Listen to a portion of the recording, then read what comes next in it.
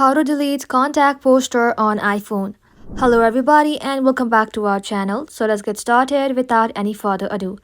So for that, first of all, you want to go ahead and open up your contact application in your mobile device. And you want to make sure that contact is selected right over here. Now once you're inside the contacts, go ahead and select the person that you would like to delete contact poster from.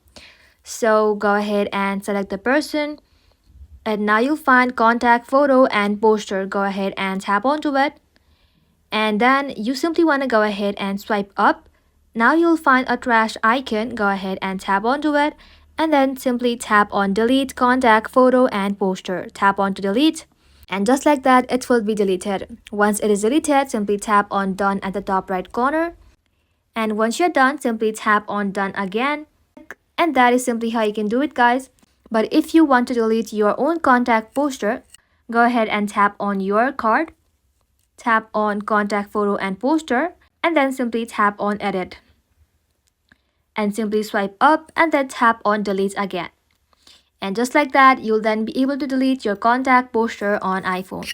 Well, that is simply how you can do it, guys. Thank you all for watching the video till the very end, and stay tuned until our next upload.